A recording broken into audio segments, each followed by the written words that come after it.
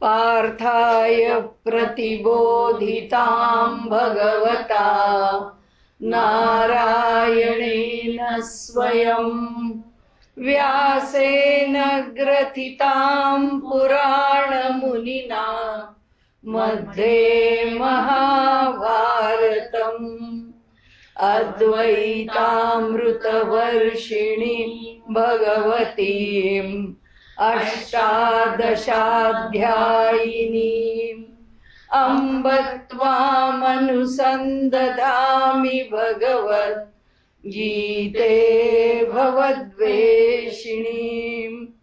प्रपन्नपारिजाताय स्तोत्रवेत्रैकपाणये ज्ञानमुद्राय कृष्णाय गीतामृतदुहे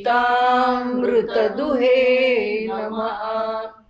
सद्गुरुं सच्चिदानन्दं केवलं करुणाकरं ज्ञानयोगेश्वरं वन्दे ज्ञानदेवं पुनः पुनः। भगवान गोपाल कृष्ण महाराज की जय। चौथ्या अध्यायावरती अनेक संकल्पना त्यामध्ये अंतर्भूत असल्यामुळे आपण थोडा जास्त वेळ दिलेला आहे आणि आता आज आपण हा विषय चौथ्या अध्यायाच्या प्रस्तावनेचा संपवूया। यामध्ये ज्या संकल्पना आल्या आहेत त्यात यज्ञ संकल्पना खूप महत्त्वाची आहे। त्याबरोबरच पुनर्जन्माच्या संकल्पनेबरोबर त्यांनी जो विषय मांडला आहे की प्रत्यक्ष साधना कशी, साधनेचं स्वरूप कसं असावं, तोही विषय तितकाच महत्त्वाचा आहे। त्याचबरोबर जे अनेक सूत्रांना त्यांनी त्यामध्ये गोवलं आहे त्याचा विचार आपण आता कर्म आधी विकर्म वगैरे अनेक गोष्टींचा आपण बारकाईने विचार केला आहे आणि त्यामुळे अशा खूप संकल्पनांबरोबर इथेही आपल्याला काही संकल्पना येणार आहेत की जीवनाचं प्रमुख अंग किंबहुना आमचं जीवन म्हणजेच यज्ञ आहे। आणि म्हणून उपनिषदांची जी संकल्पना आहे, छांदोग्यामध्ये तो विषय चांगला मांडला आहे, यज्ञो वै पुरुषः। त्यांनी त्यामध्ये असं म्हटलं आहे की मनुष्याचं जीवन म्हणजे यज्ञ आहे असं समजावं। आणि आमच्या जीवनाला खरी सुरुवात केव्हा होते, उपनिषदांना असं म्हणायचं आहे की ज्यावेळी आम्हाला माझं जीवन हा यज्ञ आहे याची खऱ्या अर्थाने गांभीर्याने आणि मनापासून जाणीव होईल, त्या दिवशीपासून आमचा जो प्रत्येक श्वास आहे तो यज्ञ आहे आणि मग तेच आहे ती आहुती आहे आणि त्यामुळे ती भगवंताला सारखा समर्पण केलेला हा जणू काही जीवन यज्ञ आहे। त्या संकल्पनेवर पुष्कळ चर्चा छांदोग्यात आहे, तो विषय आता आपल्याला बघायचा नाही। पण आता व्यवहाराच्या पातळीवर, कारण शेवटी काय असतं, संभूत आणि असंभूत जे प्रकट झालेलं नाही तिथपर्यंत सगळा विषय जेव्हा थिअरॉटिकली चालतो किंवा जेव्हा शब्दांनी, चर्चेनी, तत्त्वज्ञानानी, विचारांनी चालतो तोपर्यंत मांडणं वेगळं असतं। पण जेव्हा ते संभूत म्हणजे प्रत्यक्ष प्रकट होतं, प्रकटीकरणाला आल्यानंतर मात्र त्याची व्यावहारिक बाजू नेहमीच विचारात घ्यावी लागते। आणि म्हणून मग आता यज्ञ आहे, या यज्ञ हे एका शब्दांनी नाही भागलं, म्हणून व्यवहाराच्या पातळीवर आल्यावर ते यज्ञाचे अनेक प्रकार विचारात घेतले। ते सुद्धा काय गीतेमध्ये काही सगळे प्रकार किंवा कुठल्याही ग्रंथामध्ये काही सगळ्याचा समावेश करता येत नाही, अनेक ग्रंथांच्यामध्ये त्याविषयी चर्चा केलेली असते। तसंच इथे वानगी दाखल काही विषय आलेले आहेत, म्हणून त्यांनी इथे द्रव्ययज्ञ, तपयज्ञ आदी गोष्टी सांगितल्या आहेत। आता त्यामध्ये प्रत्येक व्यक्तीला काही या सगळ्या यज्ञांना स्पर्श करता येईल असं नाही आहे। अनेक गोष्टी आहेत त्याच्यामध्ये, प्रत्येकाची योग्यता आहे, कुवत आहे, परिस्थिती आहे, आवड आहे आणि सवड आहे, अशा सगळ्याच गोष्टी आहेत। तर आता इथे त्यांनी ज्या प्रकाराने सांगितलं आहे त्या प्रकाराने आपण जर पुढे गेलो, आपल्याला तिथे काही फार थांबायची गरज नाही आहे। यज्ञ या संकल्पनेमध्ये द्रव्ययज्ञ अशक्य असेल, शक्य असेल, खूप संपत्ती, धनधान्य किंवा विद्या किंवा अनेक प्रकारच्या कला किंवा वेगवेगळ्या प्रकारांनी देण्याकरता काही उपलब्ध असणं, की जसं एखाद्याच्याकडे काही विशिष्ट अशी एक युक्ती एखाद्याच्याकडे असा विशिष्ट असा एक विचार किंवा एखाद्याच्याकडे विशिष्ट अशी काही कृती करण्याची जी कुशलता असते, ती कुशलतासुद्धा दुसऱ्याच्याकरता उपयोगाला आणता येते. आपण म्हणतो की यांच्या हातात हे स्किल आहे, किंवा एखाद्या कंपनीमध्ये सगळेच वर्कर्स काम करत असतात, पण एखादा वर्कर असतो त्याचं स्किल असं असतं की त्याच्यासारखं दुसऱ्यांना नाही करता येत. मग आता ही अमुक एक गोष्ट अहो त्यांना बोलावून आणावं. मग आता अगदी हे सौदामिनीचंच बघा ना, आपण आता जे उदाहरण घेतलं आहे की त्यांनी मोदींच्या नावाने दो धागे मोदी के नाम से, असं त्यांनी ती संकल्पना 19 साली राबवली होती, पुन्हा निवडून आले म्हणून. आणि आता जेव्हा ही संकल्पना ऐकली योगींनी, आदित्य योगी, त्यांना आनंद वाटला. त्यांना वाटलं चांगलं आहे, रामाच्या नावाने 2 धागे म्हणायला काय अडचण आहे. म्हणजे हे कसं असतं की आपल्याकडे काहीतरी देण्याची कुवत आहे, ती आहे त्यांच्याकडे, झाला ना त्याचा उपयोग. म्हणजे माणसाकडे काय, आता हा यज्ञच आहे, त्याकरता एवढी सगळी तयारी करणं, इतकी योजना करणं, लोकांना बोलवणं, आणि आता तर ते गिनीज बुकमध्ये तो शेला जाईल, कारण तो तर इतका लांब किंवा काही असा विणायचा आहे की त्याची लांबी काय क्ष असेल, आता ती जी तेव्हा कळेल आपल्याला. म्हणजे अशा अर्थाने मनुष्याकडे खूप गोष्टी असतात की जो मनुष्य दुसऱ्याकरता करू शकतो. हे सगळे यज्ञ आहेत.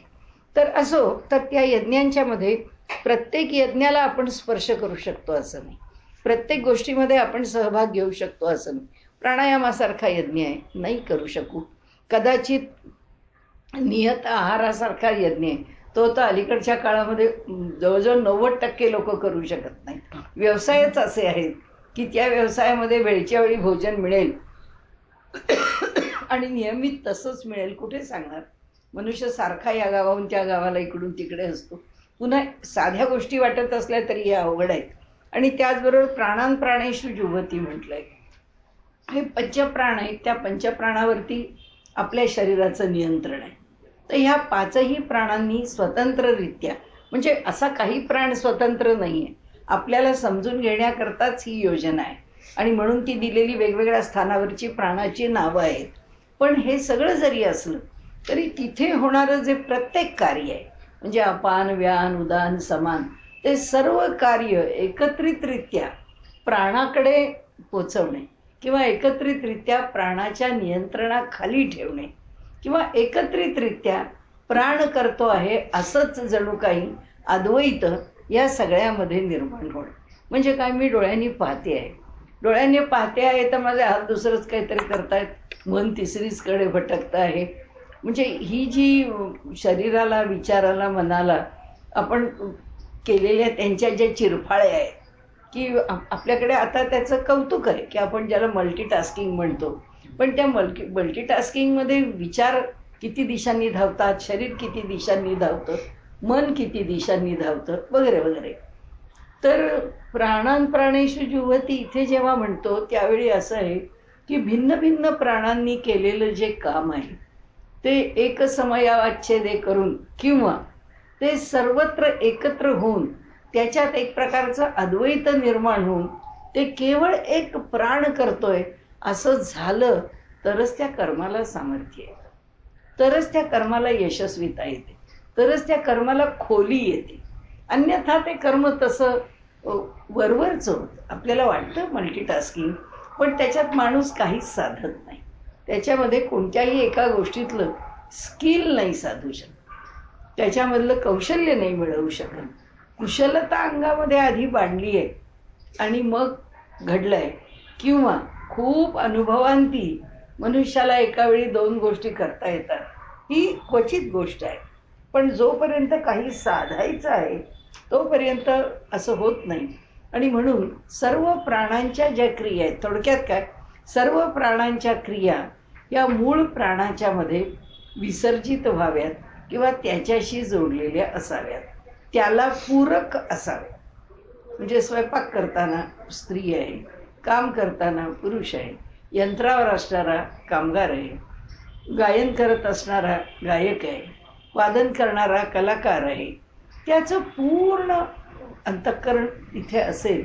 म्हणून तर अलीकडच्या काळामध्ये आता किशोरीबाई आमोणकर ज्या पद्धतीने आपली थिअरी सांगतायत, किंवा आत्ताचा एक ट्रेंड आहे या क्लासिकल म्हणजे आपल्या शास्त्रीय संगीतामध्ये, की स्टेजवरून किंवा व्यासपीठावरून गाऊन दाखवतात, त्याच्या बरोबरीने ते ऐकवणं, त्याची थिअरी म्हणा किंवा त्याच्या मागची भूमिका म्हणा, असं ते सारखं ऐकवून दाखवणं, हा प्रकार आता अलीकडे खूप चालू झाला आहे.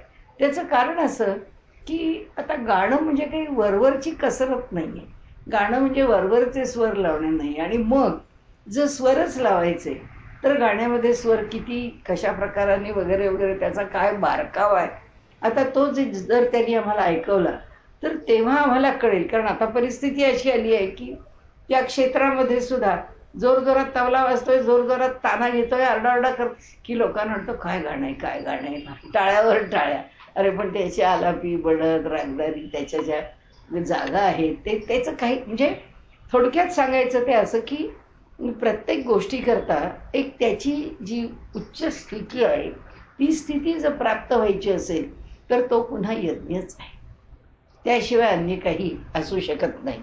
आणि म्हणून आता असं जर एखाद्या विषयाला वाहून घ्यायचं तर आम्ही प्रत्येकजण प्रत्येक गोष्ट करतोच, पण ती काही यज्ञ म्हणून आमच्याकडनं होत नाही. यज्ञाचं एक अत्यंत छोटंसं रूप आहे.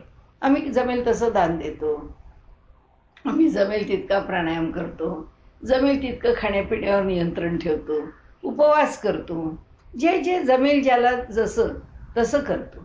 आपल्या कामामध्ये सुद्धा आपण आता एखादं काम करायला घेतलं की पूर्ण लक्ष घालून ते करतो. आपण म्हणतो आता कोणी यायचेत लोक जेवायला, स्वयंपाक अगदी लक्ष घालून करायला पाहिजे. म्हणजे मनुष्य आपल्याही स्किलचा विचार अधनमधन करतो, पण इथे तो यज्ञ होत नाही.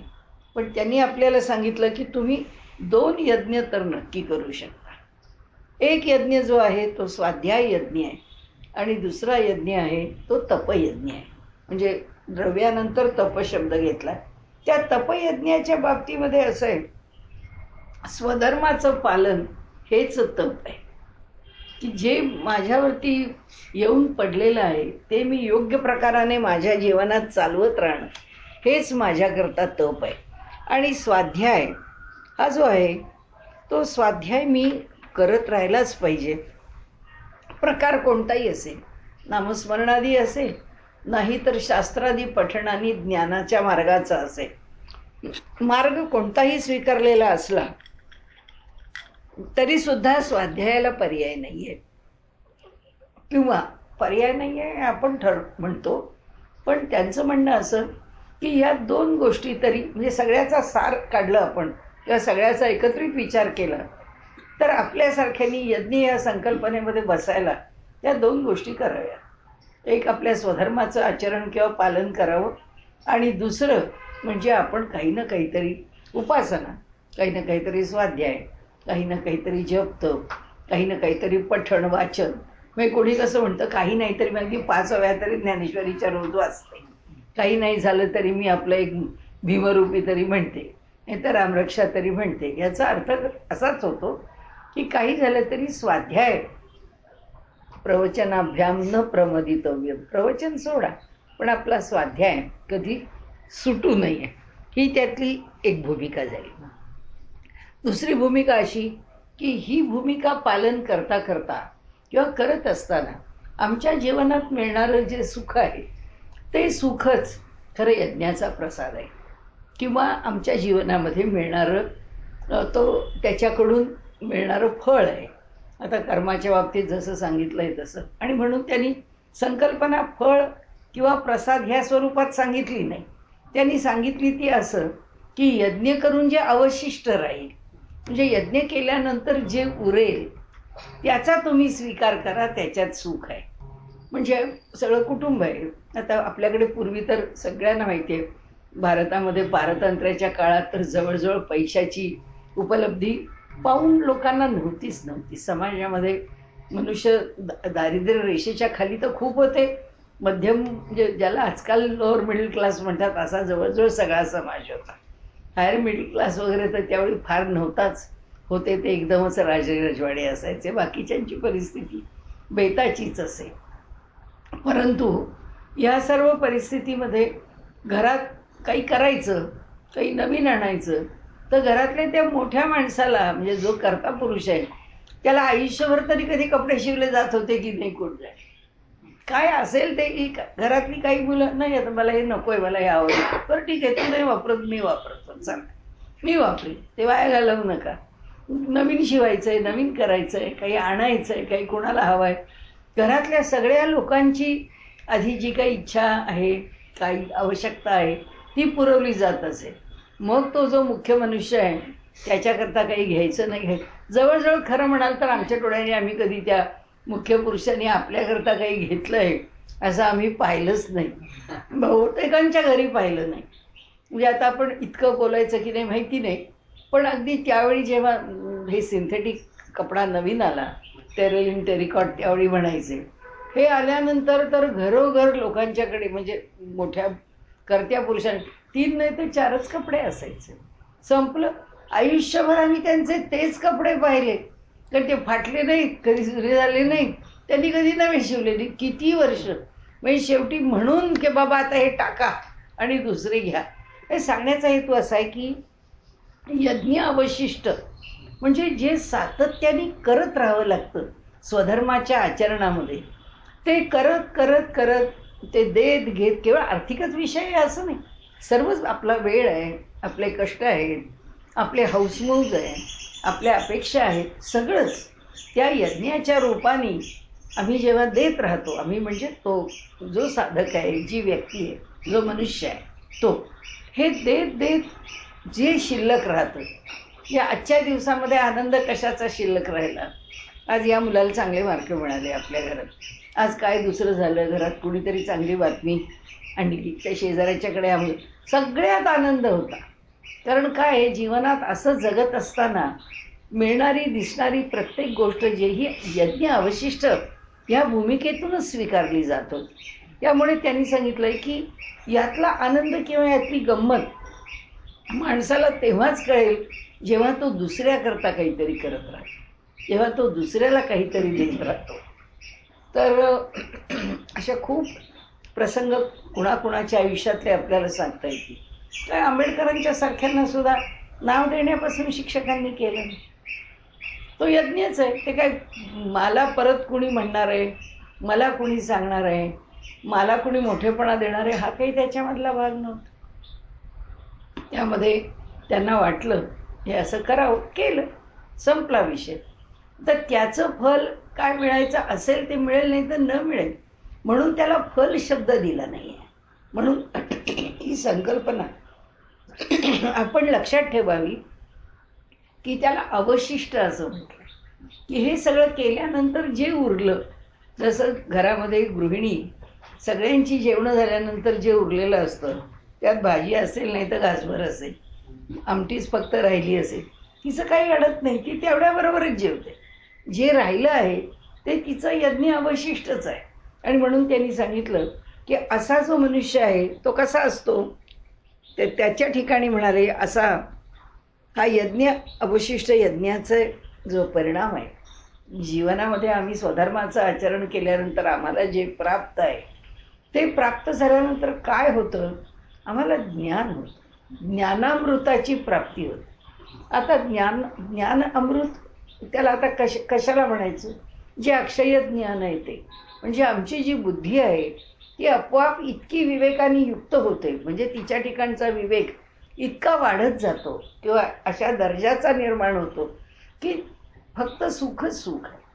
त्याला कोणत्याही परिस्थितीमध्ये सुखाशिवाय दुसरं काही वाटतच नाही. काही कमतरता आहे असं अगदी आपल्यासारख्या सामान्य माणसांनी सुद्धा आमच्या लहानपणी आम्ही जे कमी जास्तीमध्ये राहिलो, कधी कमी आहे असं कधी वाटलंच नाही आणि ह्याच्यापेक्षा काही मिळायला पाहिजे अशी अपेक्षाही नव्हती. म्हणजे आज कसं जे कमी आहे त्यात लोक राहतात, मुलंही राहतात आणि आईवडिलांना दोष देतात, तुम्ही काय केलं आमच्याकरता, तुम्ही काय ठेवलं आमच्याकरता. अरे म्हणजे ही जी भाषा आहे याला त्यांनी असं म्हटलंय की अयज्ञस्य, जो अयज्ञ करणारा पुरुष आहे किंवा जे लोक आहेत की ज्यांना यज्ञाची संकल्पना समजतच नाही. म्हणजे मी लिहिताना त्याच्याविषयी किंवा मनात विचार करताना असंही म्हटलंय की त्या जे मटेरियलिस्टिक जीवन जगतात, केवळ भोगवादी जीवन जगतात. जगामध्ये आपण अमेरिकन्स आधी किंवा युरोपियन्स किंवा इतर ज्या परदेशी पाश्चात्य जे देश आहेत, तर आमच्या इकडचे एशियातले काही इतर देश आहेत की ज्या देशांच्या मध्ये ही संकल्पनाच नाही आहे, की एक ज्याला आत्मकेंद्रितपण जे जीवनाला त्यांनी आणलेलं आहे. आणि आज दुर्दैवाने आम्ही पण त्या आत्मकेंद्रितपणालाच विकास किंवा पुढे जाणं किंवा सुधारणा म्हणायला लागलो. ते आपलं दुर्दैव आहे. पण इथे त्यांनी सांगितलं आहे की न अयम लोक हा अस्ति अयज्ञस्य कुतः अन्य कुरु सत्तम. म्हणाले जर या ठिकाणी जे अयज्ञ करणं, म्हणजे ज्यांना या मनुष्य लोकांना यज्ञरहित राहायचं आहे, फक्त आपलं आपण खायचं, आपण मजा करायची, ईट ड्रिंक अँड बी मेरी, असं ज्याला राहायचं आहे, तर त्यांच्या बाबतीत म्हणाले त्यांना काय मिळणार आहे? त्यांना इहलोकसुद्धा सुखाचा होत नाही आणि त्यांना परलोकसुद्धा सुखाचा होत नाही. त्यांच्यामध्ये ज्याला इहलोक सुखाचा होतो त्याची विचारसरणी पुन्हा त्यागावरच अधिष्ठित असते, तरच तो त्याच्यातलं सुख मिळवू शकतो, अन्यथा मिळवू शकत नाही. हा त्यांचा दुसरा मुद्दा आहे की यज्ञ संकल्पना म्हणजे आमच्या बाबतीमध्ये आमच्यापुरतं स्वधर्माचं आचरण आणि स्वाध्याय या दोन गोष्टी आम्ही आचराव्यात. कारण याच्याशिवाय आम्हाला अन्य यज्ञाचं स्वरूप आता शिल्लक नाही. हे एक, हा यज्ञ प्रत्येकाने करावा, हा दुसरा मुद्दा. त्यानंतर जो या यज्ञाचा अवलंब करत नाही किंवा हा यज्ञ तर सोडाच, पण ज्याला कशाचंच काही पडलेलं नाही, त्याला फक्त खा प्या मजा करा बस, बाकी काय, असा ज्यांनी कुठलाही विचार हा फारसा पुढं नेलाच नाही आहे, अत्यंत तत्कालिक आणि क्षणिक विचारामध्ये जे रमलेले आहेत, त्यांच्या बाबतीमध्ये ते म्हणतात त्यांना वाटतं पण त्यांना इहलोकसुद्धा प्राप्त होत नाही, तर त्यांना परलोक कसा प्राप्त होईल? म्हणजे त्यांना इहलोकाची सुद्धा सुख मिळणं शक्य नाही. हा एक पुन्हा त्यांनी विषय आपल्या पुढे मांडून त्यांनी विषय ज्याला आपण काय म्हणू, एका निर्णयापर्यंत आणून आपल्याला ठेवलेला आहे. आता दुसरा एक निर्णय म्हणूया किंवा एक विषय म्हणूया. त्यांनी सांगितलं की सर्व कर्म आम्ही करत राहतो. आता कर्माचा अर्थ कर्म केलं की कर्माचं फळ आलं, कर्माचं फळ आलं की त्याचा संस्कार आला, संस्कार आला की त्याच्यातून कर्माला प्रेरणा आली, पुन्हा कर्म म्हणजे सारखं क्रियमाण निर्माण होणार, सारखं संचित निर्माण होणार, म्हणजे संचितात भर पडणार आणि सारखं प्रारब्ध आहेच आहे. म्हणजे कर्माचं चक्र कधी सुटत नाही. तर ते म्हणतात की यज्ञाचा अवलंब केला म्हणजे तप केलं की काय होतं? म्हणाले यज्ञाचा अवलंब म्हणजे आपण तप आपल्याला लक्षात आहे शब्द किंवा आपण स्वीकारलाय म्हणून धरू, नाही तर तप एवढाच शब्द धरायचं काही कारण नाही. या सर्व यज्ञांच्या बाबतीमध्ये यज्ञ आम्ही करत राहिलो तर त्याचं फल आम्हाला काय मिळतं? हे जे आमचं सगळं कर्म आहे, आमच्या ठिकाणी जे ज्ञान उत्पन्न होत राहतं ते हळूहळू वाढत जातं. ते ज्या स्तरावर असेल त्या स्तरावर आमच्या कर्माचा नाश होत जातो. म्हणजे थोडक्यात आता कसं समजून घ्यायचं आपल्यापुरतं की समजा माझ्याकडे 40% माझ्या अंतःकरणामध्ये पूर्वीपेक्षा मी बदलून माझ्या ठिकाणी विवेक जागृत झाला आहे. आता मी कर्म करते पण केलेलं कर्म चुकतं आहे आणि चुकणार आहे, कारण ते काय लगेच अशा काही परफेक्शनला जाऊन पोचलो आहे किंवा त्या कर्माची पूर्णपणे योग्यता प्राप्त झाली आहे असं होत नाही. त्या कर्मात कच्चे धागे पुष्कळ आहेत आणि कच्चे दुवेही पुष्कळ आहेत आणि त्याच्यात चुकाही पुष्कळ आहे. आणि त्यामुळे ते जे कर्म आहे ते कर्म मला काही ना काहीतरी दोष निर्माण करून देतं. म्हणजे माझ्याकरता संचित जे आहे ते तयार करत जातं. आता ते जे संचित आहे ते निर्माण होताना त्या कर्माची जी तीव्रता आहे फल देण्याची, समजा माझं वाईट कर्म झालं तर त्याची जर तीव्रता आहे वाईटाची आणि ते बरोबर नाही झालेलं, तर बरोबर नाही झालं तर समजा ते 80% बरोबर नाही झालं, तर आता काय होईल की विवेकाने विचार करून शहाणपणाने त्या कर्मावरती मी जे आतून होणारे संस्कार आहेत, जे बदल आहेत, त्याच्याविषयीचा पश्चात्ताप आहे, मनामध्ये निर्माण झालेली एक जी ह्या कर्माच्या चुकीच्या विषयीची अपराधीपणाची भावना आहे आणि ती चूक दूर करण्याकरता जे दूर होणारी मलिनता आहे, ती मलिनता त्या कर्माच्या 80% तीव्रता न ठेवता ती 60%वर आणेल, 50%वर आणेल. म्हणजे ते भोगायची जेव्हा वेळ येईल त्यावेळी ती तीव्रता राहणार नाही. आता ह्याच्या पुढे आम्ही आणखीन सुधारत गेलो. आमची लहान मोठी कर्म आहेत, त्या कर्माला तर चुका राहणार म्हणजे कशा, निसर्गतः चूक आहे. काही गोष्टी आमच्याकडनं आपोआप चुकत जातात, चूक होतच राहते. त्या चुका काही पूर्णपणाने टाळल्या जातात असं नाही. परंतु जेव्हा अंतःकरणातला हेतू सुधारत जातो, जेव्हा मन स्वच्छ होत जातं आणि कर्म चांगल्या हेतूने केलं जातं, त्यावेळी कर्माच्या ठिकाणी निर्माण होणारे जे दोष आहेत त्या दोषांची टक्केवारी खूप कमी झालेली असते. आणि म्हणून ते सांगतात की ज्ञानाग्नीमध्ये काय होतं, परिसमाप्यते. म्हणजे हे जे सर्व कर्म फलम पार्थ ज्ञानाग्नी परिसमाप्यते, आपल्याला 33व्या श्लोकात त्यांनी सांगितलंय की ज्ञानाग्नीमध्ये ते कर्म जे आहे ते संपून जातं. ते कसं संपतं, असं संपतं. आणि म्हणून त्यांनी सांगितलं की काहीही झालं ना तरी काय सोडू नका. आत्ता अजूनही आपल्याला त्यांनी घट्ट धरून ठेवायला सांगितलं, तपही सोडू नका आणि स्वाध्यायही सोडू नका. आता ह्याच्या पुढे त्यांनी सांगितलं हे ज्ञान मिळवा. आता कसं मिळवाल किंवा हे ज्ञान वाढवा, कसं वाढवाल, या ज्ञानाला प्राप्त करण्याचे मार्ग काय आहेत. तसा अगदी म्हणजे ज्याला सिद्ध आहे किंवा प्रसिद्ध आहे, तद्विधी प्रणिपातेन परिप्रश्नेन सेवया. काय करायला सांगितलंय त्यांनी आपल्याला, की त्याच्याकरता एक मार्ग अगदी सहज आहे की नमस्कार करा. समोरच्या माणसाला नमस्कार करत राहा. तुम्हाला सांगते, मला खूप आश्चर्य वाटलं. आता ही अमेरिकेमध्ये येणारी मुलं आहेत, एक काळ असा होता की नमस्कार करणं हे त्यांना पटत नव्हतं, की स्वतंत्रता मुक्त वगैरे वगैरे, किंवा ठीक आहे केला किंवा नाही केला, किंवा ठीक आहे मोठी माणसं म्हणाली म्हणून त्यांचं म्हणतं तर ठीक आहे. ते आली तर गुडघ्यालाच हात लावायचा, नमस्काराला वाकायचं नाहीच आहे. त्यामुळे तो गुडघ्याला हात लावूनच नमस्कार आहे आमच्याकडे. तर आता मात्र त्यांच्याकडे जो विचार तिकडे येतोय, आता ती जी रिव्होल्युशन आहे त्यांच्याकडची, तर ते म्हणतात की आता अमेरिकन लोकांच्या सुद्धा लक्षात येत आहे की हे जे अतिरिक्त स्वातंत्र्य आहे, त्या स्वातंत्र्यामध्ये आई नको, वडील नको, किंवा इतर. आता अमेरिकन म्हणजे ही मुलं अमेरिकन आहेत, ती त्यांचे विचार सांगतात म्हणून. बरं, ती मुलं इतकी मोठी आहेत की त्यांच्या मताला काही म्हणजे किंमत कमी नाहीच आहे. कारण आता तो जसं माझा भाचा माझ्याकडे येतो, तो तिकडचा म्हणजे ह्याच्या लिव्हर कॅन्सरवरती तो तिकडचा नंबर 2 आहे.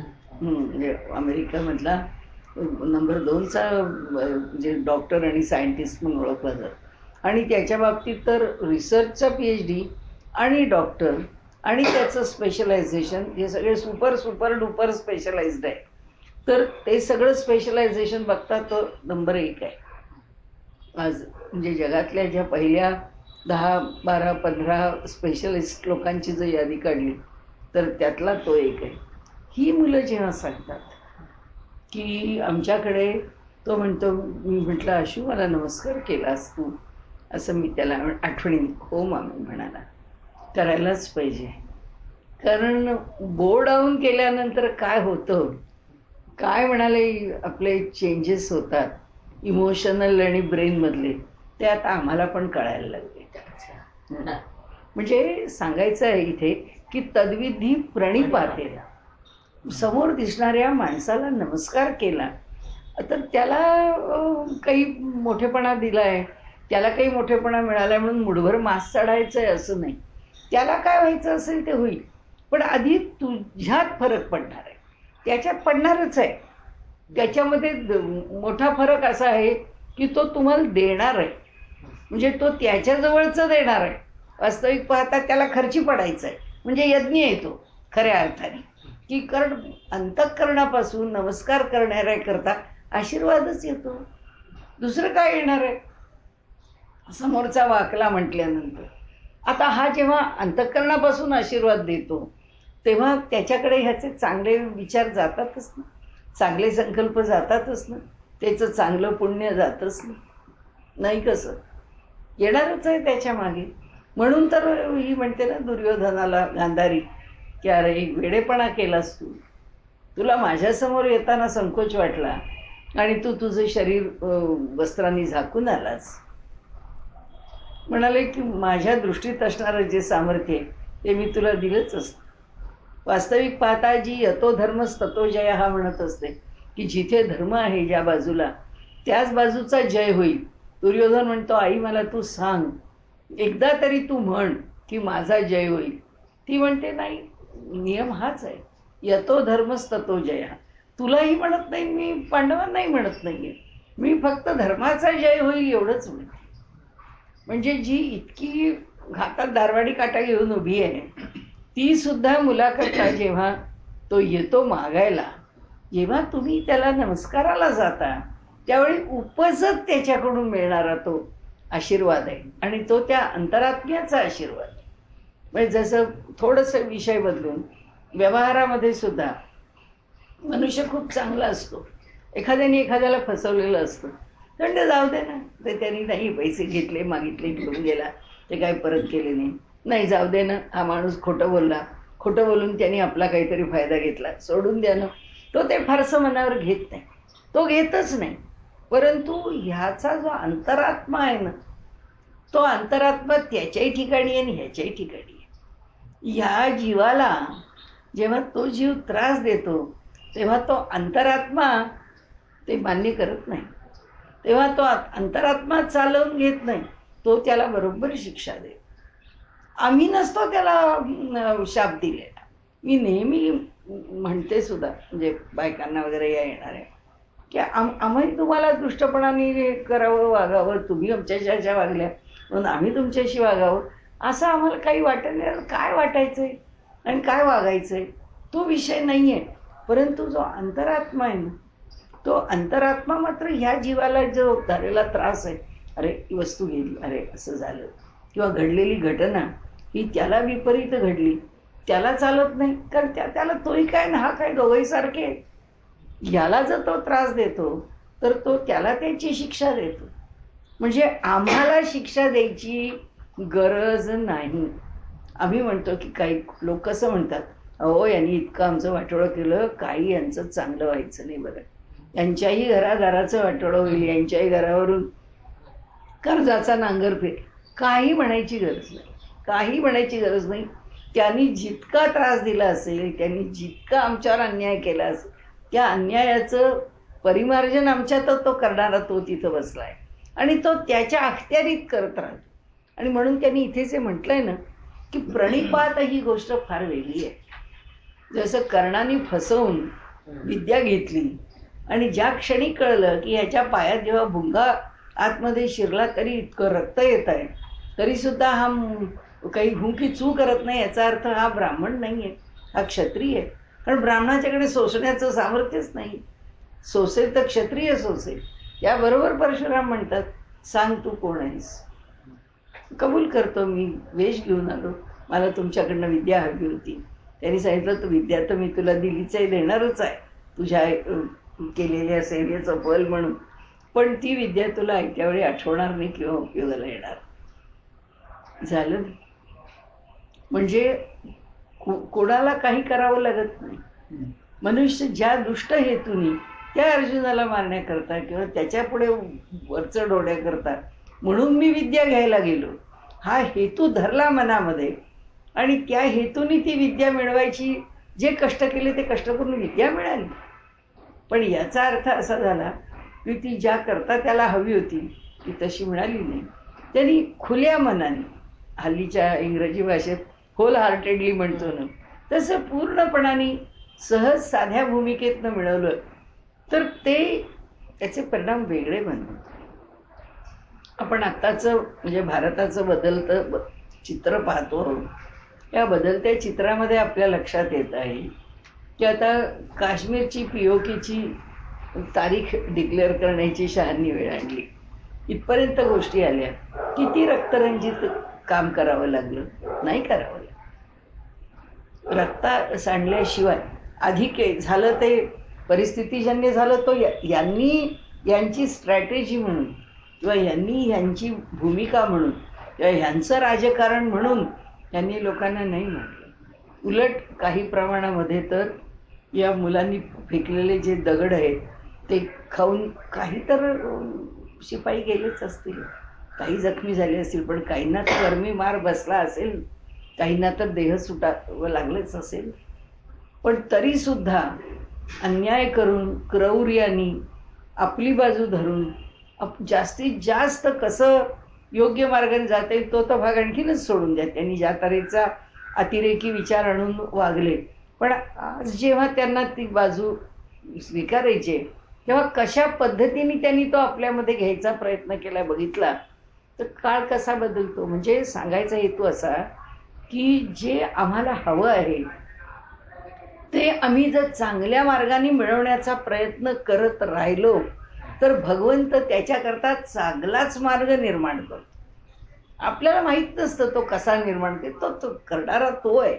त्यामुळे तो कसा मार्ग निर्माण करेल, त्या मार्गावरून तो आम्हाला कसा नेईल, कमीत कमी संघर्षाचा, कमीत कमी विनाशाचा, कमीत कमी त्रासाचा देईल मार्ग, सोडवून देईल.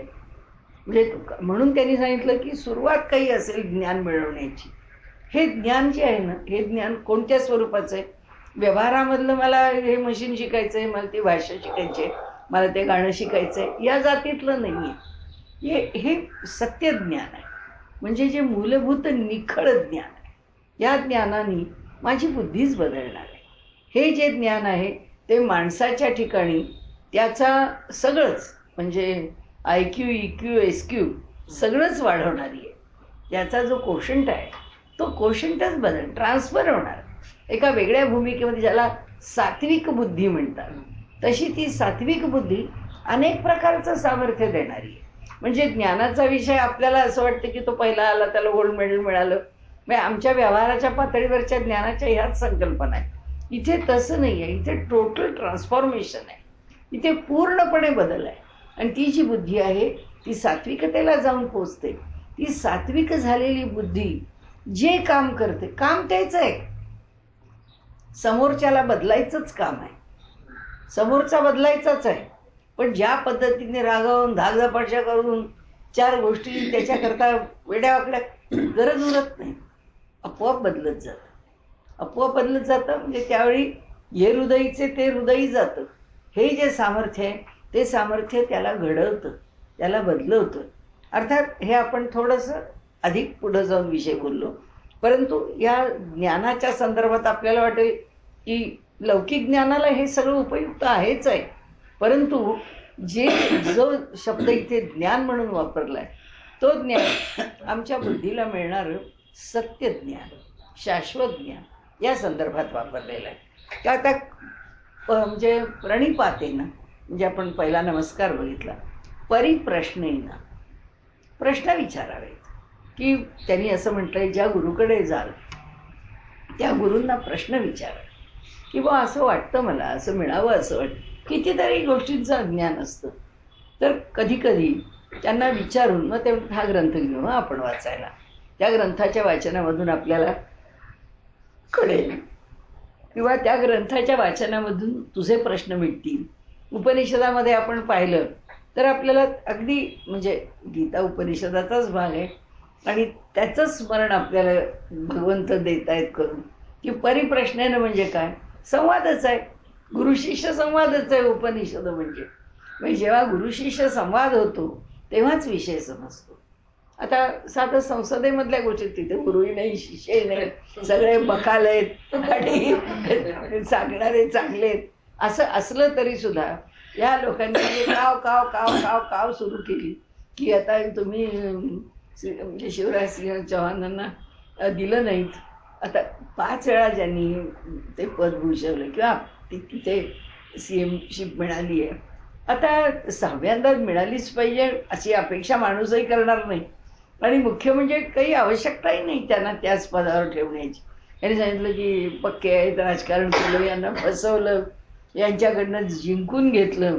आणि जेव्हा मोदींनी सांगितलं की हे पक्षाचे अध्यक्ष होणार आहेत त्यामुळे त्यांना ते CM पदावर ठेवण्याची काही आवश्यकता नाही, तेव्हा सगळी कावकाव बंद झाली. म्हणजे हे जे परिप्रश्न आहे हे कशी गंमत असते बघा. थेट प्रश्न विचारायला जा, थेट त्यांना करायचंच नाही आहे. फक्त आपण आपलं एक उदाहरण म्हणून घेतलं. त्यांना ते करायचं असतं तर त्यांनी सरळ संसदेत प्रश्न विचारला असता आणि विचारायचा प्रश्नही येत नाही. कोणत्या पक्षाने कोणाला मुख्यमंत्री बनवावं हा ज्या त्या पक्षाचा, ज्या त्या व्यक्तीचा आणि त्यांच्या धोरणाचा प्रश्न आहे. पण इथे जेव्हा परिप्रश्न आहे ना, ते प्रश्न कसे असावेत, प्रश्न करता कसा असावा, ज्याला प्रश्न विचारायचा आहे त्या अधिकारी माणसाला उगीचच कुठेतरी अडकवायचं, त्याला त्रासात आणायचं, त्याला म्हणजे कुठल्या तरी तऱ्हेने अडचण निर्माण करायची. एखादा विषय असं असतं की आपण काही प्रश्न बघतो की जेव्हा काही चर्चा होते तेव्हा असा प्रश्न विचारायचा की उत्तर देता येते. ते सांगतात नाही बा मला हा विषय माहिती नाही, आणि ते सांगताना अडचण काहीच नाही, सगळे काही सर्वज्ञ नसतात. परंतु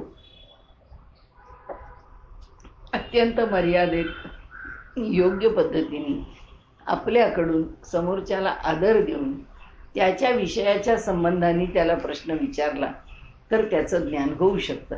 आता इथे तर सगळ्यात अधिकारी लोकांचा प्रश्न, इथे तुम्ही काय प्रश्न विचारला आणि त्याचं उत्तर देता येणार आहे का नाही हा विषयच नाही आहे. त्या ठिकाणी सगळं आहेच आहे. आणि म्हणून त्यांनी इथे म्हटलं आहे की तद्विधी प्रणिपातेन, त्याचा विधी किंवा ते कसं ज्ञान करून घ्यावं, कसं जाणून घ्यावं. एक तर नमस्काराने जाणून घ्यावं, नमस्कार करताना तो आदराचा भाव असावा. दुसरं प्रश्न विचारावेत, ते प्रश्न कसे विचारावेत, ते प्रश्नसुद्धा अंतःकरणामध्ये ही व्यक्ती ज्ञानाने युक्त आहे, हिच्याकडचं काय ज्ञान आहे ते ज्ञान आपल्याला समजावं याकरता म्हणून अत्यंत आदबीने, अत्यंत आदराने त्यांच्याकडून त्या विषयाचं ज्ञान करून घ्यावं. सेवया, आणि तिसरी म्हणजे सेवा. सेवा हा मार्ग आहे की त्या व्यक्तीची सेवा करत राहणे, काहीही न मागणे. शंकराचार्यांच्या चरित्रामध्ये आहे ना तो हस्तामलक, काय आहे तो, काही नाही. त्याच्याकडे काही आणि तोटकाचार्य आहे असे त्यांचे सगळे शिष्यांमध्ये, तोटकाला काय काही येत नव्हतं. तिथे गुरुजींच्या आश्रमामध्ये पद्मपादाचार्यांच्यासारखे वगैरे मंडल मिश्रण इतक्या अधिकारी, ज्यांची तयारी इतकी मोठी आहे, असे अधिकारी लोक त्यांच्याकडे संन्यासी शिष्य म्हणून येऊन राहिलेले.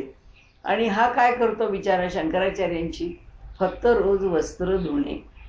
आपल्याकडे पारंपरिक पद्धतीने तर कोणी धुणेसुद्धा म्हणायचं नाही, ते धोत्र बडवायला गेले असंच म्हणायचं. भाषाच ही होती की बडवणे, कपडे धुणे बिणे काही नाही. त्यामुळे केवळ त्यांची वस्त्र धुण्याचं काम तो करत होता. आचार्य आहेत ते अंतःकरणातनं जाणलं त्यांनी की हे सगळे एकापेक्षा एक श्रेष्ठ बसलेले जे आचार्य आहेत. आज त्याला वेळ लागला नदीवरून यायला, आज येत नाही आहे अजून नदीवरून.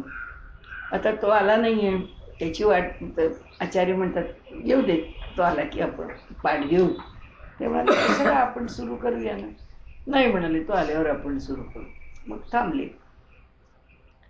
तर त्यांना वाटलं की काय याला काही कळत नाही, काही नाही, हे एवढं मोठं तत्त्वज्ञान सांगणारा आचार्य आणि याच्याकरता थांबतायत कशा करता, आचार्यांना काय असं वाटतं याच्याकरता थांबावं. आणि मग ते म्हणतात आचार्यांना की आचार्य नाही, म्हणाले येईलच तो आता. आणि खरंच आला. आल्यानंतर म्हणाले की हे तू आता तुझं धोत्राचे काय, म्हणजे त्यांच्या वस्त्रांचे, ते की धोतर असं म्हणणार नाही पण त्या वस्त्रांचे पिळे आहेत ते तसेच ठेवून दे आणि इकडे ये. आलो म्हणाले, आज मला उशीर झाला. ठीक आहे म्हणाले, तू ये इकडे, आज पाठ तुला द्यायचा आहे. हैराण पद्मपादाचार्य म्हणाले, हा काय याला निरक्षर मनुष्य, हा काय पाठ देणार. तो काही म्हणाला नाही की मी कुठं पाठ देऊ, मी कसा पाठ देऊ, गुरुजी मी कसं पाठ देऊ शकणार, मला काय येतं. कोणत्या ना कोणत्या तरी स्वरूपात आपली असमर्थता त्यांनी काही प्रकट केली नाही. त्या त्यांच्या गुरुजींच्या म्हणजे साक्षात शंकराचार्यांच्या आसनावरती जाऊन बसायला सांगितलं. तो बसला आणि बसल्यानंतर त्यांनी थोड्या ऑडच, जरा नेहमीच्या जसा अनवटराग गावा एखाद्याने काही न येणाऱ्यानी म्हणजे गायन, तसा आणि तोटक वृत्तामध्ये त्या दिवशीचा पाठ दिला. म्हणजे काव्यरचना करून सगळे थक्क झाले. हा कसा, काही नाही, सेवेचं फळ आहे. कल्याण स्वामी आहे काय. सगळ्यांना ते नेहमीच ते डाळगप्पू म्हणून ती गोष्ट आपल्याला माहिती आहे. समर्थ विचारतात तुमचं किती दासबोधाच्या वया पाठ, तुमचं किती पाठ, तुमचं किती पाठ. कुणी म्हणाले आमच्या 2 समास, 5 समास, 10 समास, 1 दशक असं काहीतरी पाठ. आणि हे आले खालून पाणी घेऊन त्या कावडी, त्या आपण पाहिल्या तर तिथे वरती करते ते हंडे, हो केवढेले हंडे ते. तर ते हंडे असे 2-2 खालपासून वरपर्यंत डोंगर चढून यायचा, एवढ्याला पाणी आणायचंय. ते म्हणाले की कल्याणा इकडे ये, तुला किती दासबोधातले अध्याय लक्षात आहेत, पाठ आहेत? आहे सगळं लक्षात आहे, सगळा दासबोध लक्षात आहे, 200 समास लक्षात आहे. आपल्याबरोबर लिहिलंय ना म्हणाला. संपलं तेवढं त्यांनी सांगितलं आणि ह्यांनी लिहिलं, एवढ्यावर सगळं पाठ आहे. आई कुठं वेळ पुन्हा करायला. पण काय आहे, ज्ञान हे असं बाहेरून येतच नाही, आतच उत्पन्न होतं. आणि त्यामुळे त्यांनी इथे सांगितलंय की आम्हाला जे वाटतं की मला अभ्यासाला वेळ मिळाला नाही, मला अमक्याला वेळ मिळाला, मी अमुक केलं नाही, असं नाही आहे. ती जर एकाग्रता, ती जर मनाची पूर्णपणे तल्लीनता जर साधली गेली, किंवा ज्याला एक बैठक ज्याला आपण म्हणतो, ती शरीराची मनाची बैठक निर्माण झाली, तर बस आहे. एकदाच अभ्यास केला तरी पुरे, एकदाच वाचलं तरी पुरे. पूर्वीच्या काळी काही काहींच्या घरात बायका स्वयंपाक खोलीमध्ये स्वयंपाक करत असायच्या, बाहेर घनपाठ चालू असायचा मुलांना शिकवत असलेला. आणि जर समजा गुरुजी घरात नसले, ते बाहेर गेलेले असले, ही मुलं जर भोकत बसलेली असले, एवढंसं चुकलं तर ते बाई आतून सांगायची चुकलंय तुझं. इतकं पाठ आहे आतमध्ये. काय शिकतंय? भात भाजी आमटीच करते, दुसरं काय करते, दिवस रात्र तिच्या मागे दुसरं काही उद्योगच नाही आहे. पण त्यांनी इथे सांगितलं सेवा हा विषय असा आहे की सेवेने काय प्राप्त होत नाही, सर्व काही प्राप्त होतं. त्यामुळे ज्ञानाच्या करता, ज्ञान मिळवण्याकरता जर काही आवश्यक असेल किंवा जे शक्य आहे ते म्हणजे ज्या 3 माध्यमातनं तद्विधी प्रणिपातेन परिप्रश्नेन सेवया, हा एक त्यांनी विषय आपल्या पुढे मांडलेला आहे. त्यानंतर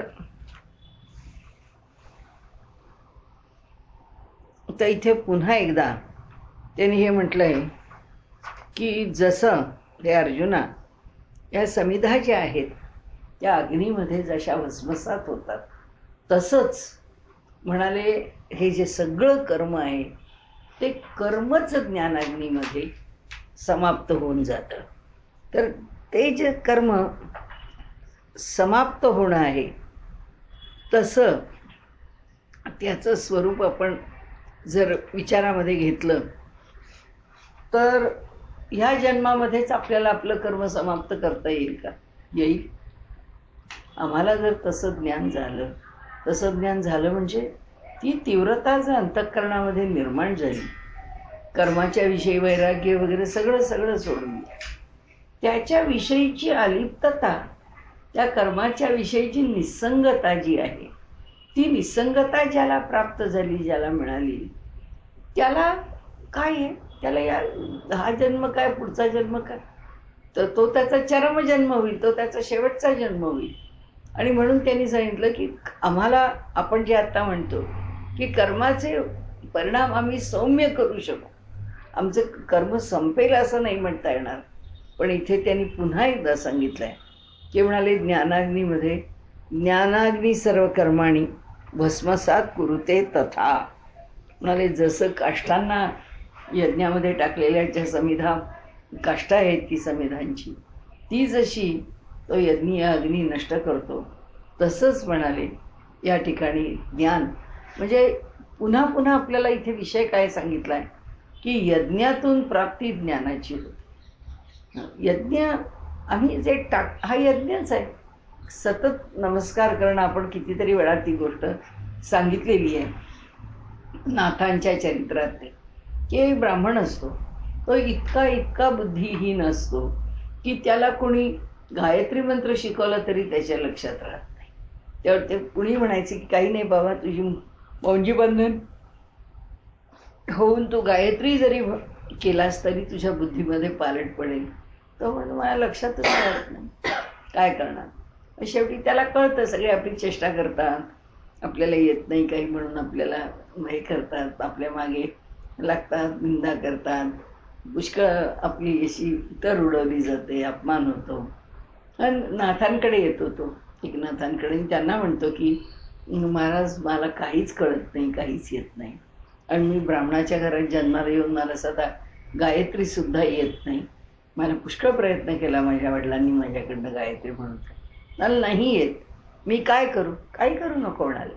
रस्त्यावरून जाताना जे दिसेल, जे जे भेटे भूत तयामानी भगवंत, त्याला आपला भगवंत समज नमस्कार करत जा, बस, बाकी काही करू नको. करशील हो म्हणाले, करी. तर तो जो दिसेल त्याला नमस्कार, जो दिसेल. आता काय त्याला पैठण, त्यातले पैठणातले एकापेक्षा एक दर्दी लोक, ते सगळे त्याला चिडवायला लागले.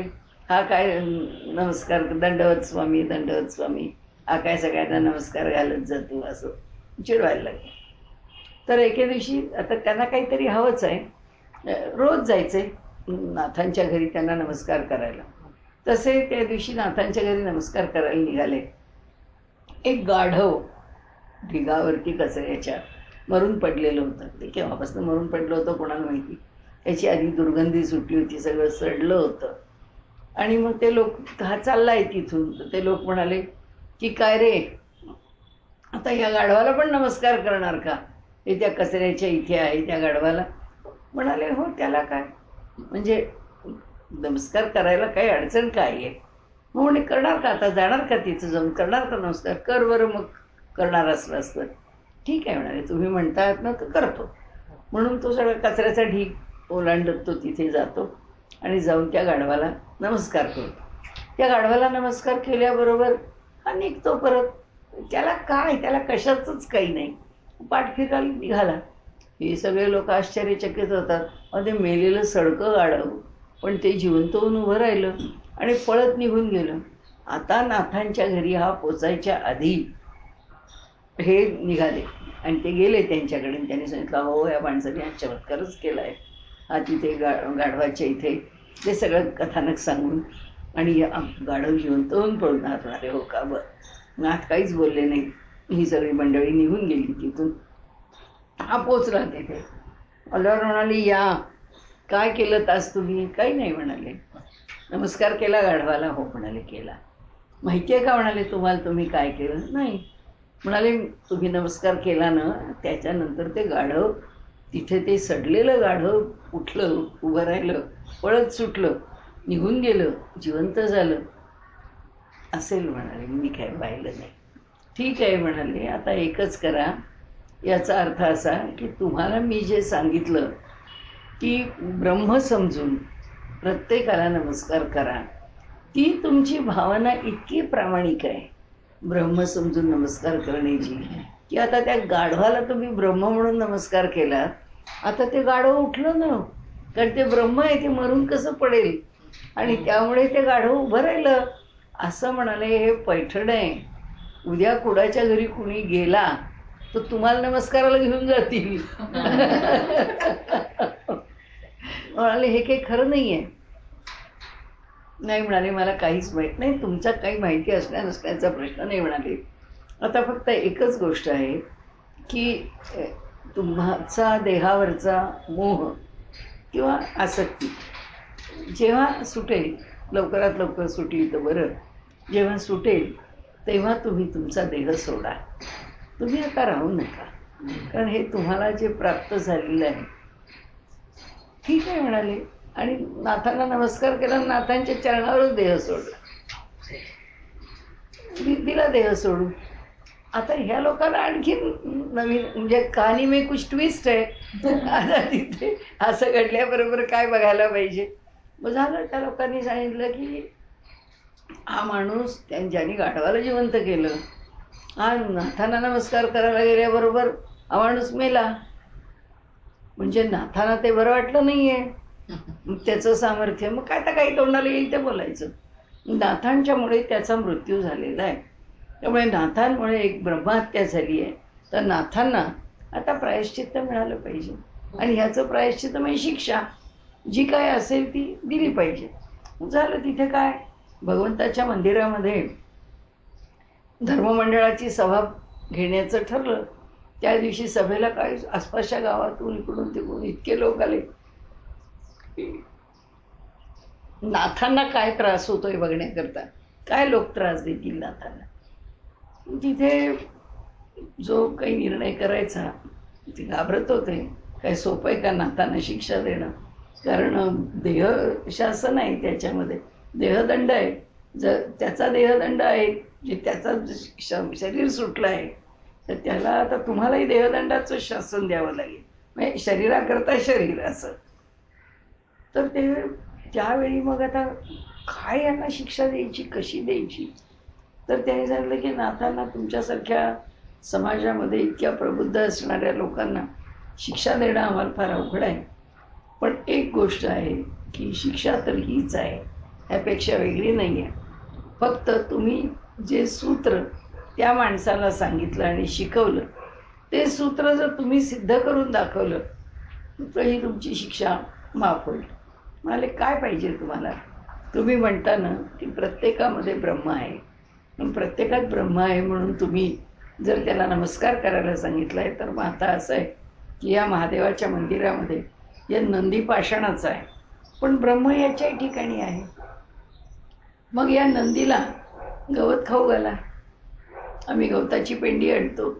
आता तुम्ही जर त्याला गवत खाऊ घातलं नंदीला, तर आम्ही समजू की खरंच आहे, तो काही पाषाणाचा नाही आहे, ते साक्षात ब्रह्मच आहे.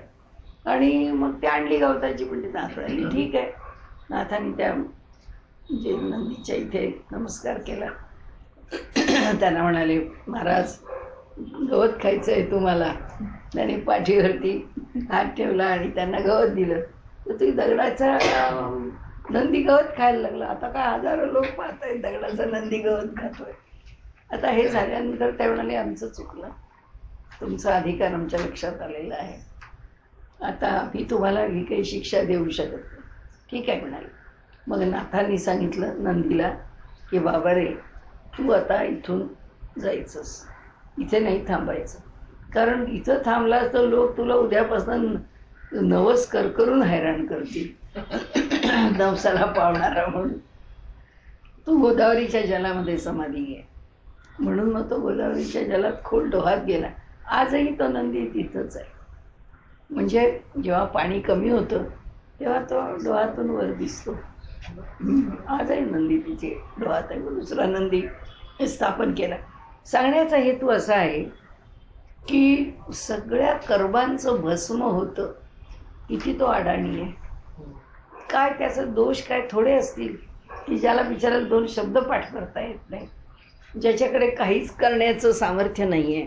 अशांच्या ठिकाणी हा ज्ञानाचा अग्नी कसा प्रदीप्त होईल आणि तो त्याला कशाचं ज्ञान देईल, काय सामर्थ्य देईल, ते काही आपल्याला सांगता येत नाही.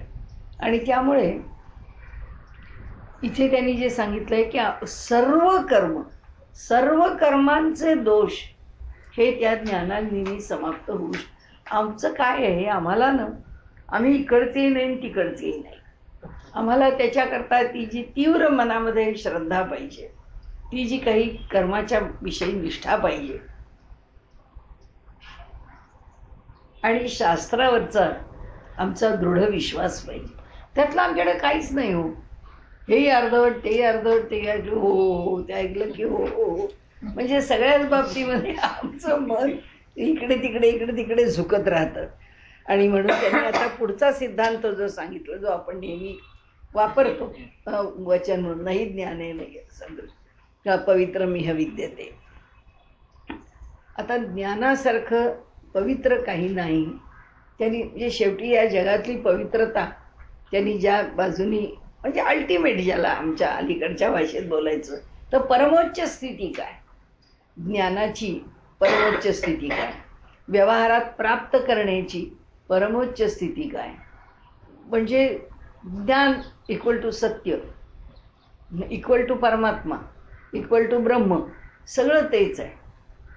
आणि म्हणून तर आपलं ब्रीदवाक्य जे आहे ते सत्यमेव जयते आहे, उपनिषदांचंच वाक्य की सत्यमेव जयते. याचं कारणच ते आहे की त्या ब्रह्माचाच नेहमी जय आहे, तेच त्या ज्ञानाचाच नेहमी जय आहे. म्हणून सत्यच नेहमी यशस्वी होतं, असा त्याचा इथे त्यांनी आता सांगितलं. आता ह्याचं सूत्र लगेच सांगितलं. ते कसं आहे, श्रद्धावान लभते ज्ञानम. ज्याच्या अंतःकरणामध्ये श्रद्धा आहे त्यालाच ज्ञान प्राप्त होऊ शकतं, अन्यथा ज्ञानाची प्राप्ती होऊ शकत नाही. श्रद्धावंताला ज्ञान का मिळतं आणि इतरांना मिळत नाही? म्हणजे आपल्याकडे ज्याला अंधश्रद्धा आहे ना, त्याला ते अंधश्रद्धा करून टाकली त्याची अलीकडच्या लोकांनी. कारण असं आहे, अलीकडे युरोप असो, अमेरिका असो, या सर्व ठिकाणी एक भूमिका अशी आलेली आहे की कोणताही विषय हा असा ठाम ठोस घ्यायचा नाही. म्हणजे जसं आता PhDच्या इथे थिसिस लिहायचं आहे, तरी थिसिसमध्ये आम्हाला म्हणजे हे आता आमचं मत आहे, किंवा हा आमचा विचार आहे, किंवा हा आमचा निष्कर्ष आहे, असं काही म्हणायचं. काहीही सिद्ध म्हणून करायचं नाही. म्हणजे असं असेल तर असं असू शकेल, तसं असेल तर तसं असू शकेल, किंवा दोन्ही नसू शकेल, किंवा काहीही असू शकेल, किंवा काहीही नसू शकेल, हाच निष्कर्ष आहे. ह्याला हल्ली स्केप्टिसिझम असं म्हणतात. की आता कुठलाही संशयवाद, संशयाचा ठिकाणी आपण आणि इथे त्यांनी इथे जे म्हटलंय ना की श्रद्धावान लभते ज्ञानम, आता आपण पुढचा भाग त्याच्यामध्ये हे घेतलं नाहीये इथे. संशयात्म विनश्यते, तर ते आधी घेणार होते, तो भाग आपण राहिला. तर त्या ठिकाणी इथे आता इथे आज्ञा पुढे येईलच ते पाहिजे तर. आता आपण ते तसंच घेऊया की आज्ञा आहे की जो भगवंताला जाणत नाही, खेड्यात राहतो, जंगलात राहतो, त्याला ही संकल्पना माहीत नाही आहे, त्याला असा तो अज्ञानी आहे आणि त्यामुळे तो भगवंताला जाणू शकत नाही. असा जो अज्ञानी आहे त्याने काय करावं? पण तो त्या आकाशातल्या पावसालाच मानतो, तो दिसणाऱ्या चंद्रालाच मानतो, तो सूर्यालाच मानतो. तो म्हणतो हे केवढं आहे, हे मला काहीतरी देत आहे. म्हणजे तो देव आहे ही कल्पना करेल न करेल, भगवंत म्हणून त्याचं सामर्थ्य कळेल न कळेल त्याला, पण हे काहीतरी आहे की जे माझ्याकरता विषय. कारण श्रद्धेशिवाय मनुष्य असू शकतो. श्रद्धामयोयम पुरुषा, म्हणजे मनुष्य प्राणी हा श्रद्धेशिवाय होतच. त्याला भगवंत म्हणून जे काय आहे ते नाही कळलं तरी त्याच्याकडे श्रद्धा आहे. आता त्या सायंटिस्टची गोष्ट मी नेहमी सांगते की तो सायंटिस्ट आपल्या खोलीत बसून आपलं काम करत होता, खूप एकाग्र झाला, खूप त्याची तंद्री लागली म्हणा, किंवा त्यामध्ये त्याला असं जाणवलं की थोडे आपण एकाग्र होऊन नाही आपल्याला बाजूचं भान राहिलो, आणि तो समोर बघायला लागला ते जे झाड होतं असंच आपल्या गुलमोहरासारखं किंवा चिंचेसारखं, ज्याची पानं अगदी बारीक बारीक आहेत. त्याच्या लक्षात आलं या प्रत्येक पानावर एक आकृती आहे, आणि अशा लक्षावधी कोट्यावधी आकृत्यांनी ते झाड भरलेलं आहे. कुठली आकृती आहे त्याला कळेना, पण काहीतरी आकृती आहे हे कळलं. त्या आकृतीचा तो शोध घेत राहिला, आणि त्याचा शोध घेतल्यानंतर त्याला कळलं की ही आकृती विष्णू नावाच्या भारतीयांच्या देवतेची आहे. तर आता म्हणजे ती त्याला अशी कोट्यावधी रूपामध्ये त्या झाडाच्या प्रत्येक पानापानाबरोबर दिसली. का तर त्याची एकाग्रता ती अशी एका परिसीमेला पोचली की ज्या एकाग्रतेमध्ये त्याला ते दर्शन त्यावेळी त्या देवतेचं घडलं, आणि मग तो भारतात आला वगैरे, मग ती देवता त्यांनी पाहिली वगैरे, मग पुढे सगळं सुरू झालं. पण आधी तो अज्ञानी आहे, म्हणजे अज्ञ आहे, तो विषय त्याला माहीत नाही. ती देवता त्याला दिसली. म्हणजे जे लोक म्हणतात ना आम्हाला जे संशयात्मे आहेत ते, की काही नाही तुमच्या डोळ्यापुढे तुम्ही एक एक आकृत्या निर्माण केल्या आहेत, तयार केल्या आहेत, आणि मग त्याला मारुतीला शेपूटच केला आहे, त्याला माकडच केला आहे, गणपतीला सोंडच केली. आम्ही नाही केली. ती देवता जशी आहे तशी दुसऱ्याला दिसली, म्हणजे भक्ताला दिसली, आणि त्या भक्तानी ती जशी पाहिली तशी वर्णन केली. नाहीतर मोरावर बसलेला गणपती आहे, असा गणपती आहे, तसा गणपती आहे, हंसावर बसलेला, म्हणजे कुठून आले काय, त्याची गंमत काय, जरा बरं वाटलं वाहन बदलावं म्हणून तो बदलून बसला, असं काही नाही आहे. हे घडलं आहे, हे दिसलं आहे, हा भाव आहे, हा प्रकृतीचा. आता तो विषय उगीच लांबवत नाही. हा तरी कसा येतो? म्हणजे मूषक वाहन गणपती आहे, पण तो गरुड वाहनही होईल, तो म्हणजे मयूर वाहनही होईल. असा असा कसा होतो तो? त्याचं प्रकृती, त्या साधकाची, त्या भक्ताची, शेवटी प्रकृतीतच हे प्रकट व्हायचं आहे. आणि ह्याची जी निसर्ग म्हणा पाहिजे तर त्याला, त्या नैसर्गिक त्याची जी प्रवृत्ती आहे, त्या प्रवृत्तीतून त्याला मिळणारं जे भगवंताचं रूप आहे, साकार होणारं जे रूप आहे, ते साकार. म्हणून बघत होतं हा वरद गणपती. कारण जो भक्ती करणारा आहे, त्या भक्ती करणाऱ्याला त्याचं वरद रूप आतून आवडतं आहे. त्याच्या अंतःकरणाचा भाव तो वरद असावा असा आहे. म्हणून तो वरद असो. आता तो विषय आपल्याला नाही, पण अज्ञ मनुष्य आहे. खरोखरीच आपण सगळे अज्ञानी आहोत. जे भगवंताचं रूप आमच्या पुढे आत्ता आहे, ते भगवंतानी प्रकट केलं आहे म्हणून आहे.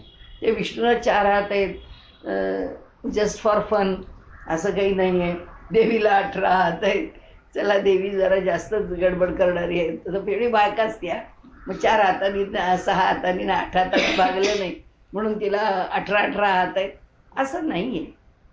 हे सगळं जे आहे ते जसं आहे तसं निर्माण झाले. ते म्हणतात की भगवंताच्या बद्दल जे अज्ञानीच आहेत, असे जे अज्ञ आहेत, अश्रद्धादानश्च, की ज्यांची श्रद्धाच नाही आहे, परमेश्वर वगैरे काही नाही, हे सगळं बकवास आहे, याला काही अर्थ नाही आहे, असा जो आहे. आणि तिसरा जो आहे संशयात्मा, ज्याला संशय आहे. आत्ता आपण जे म्हटलं ना की आता हा पुष्कळ शहाणा आहे, याला काय कमी कळतं आहे, याला जगातले सगळे विषय कळत आहेत, सगळं कळतं आहे, पण ह्याला संशय आहे. म्हणजे आता एक आहे की जगामध्ये आता हा पंथच आहे, स्केप्टिसिझम मानणारा पंथच आहे असं शिकवायचं. म्हणून आपण रिसर्चमध्ये जर असं ठोस मी काहीतरी निर्णयाला आले म्हणून मी हे असं सिद्ध करते असं म्हटलं तर चालत नसतं.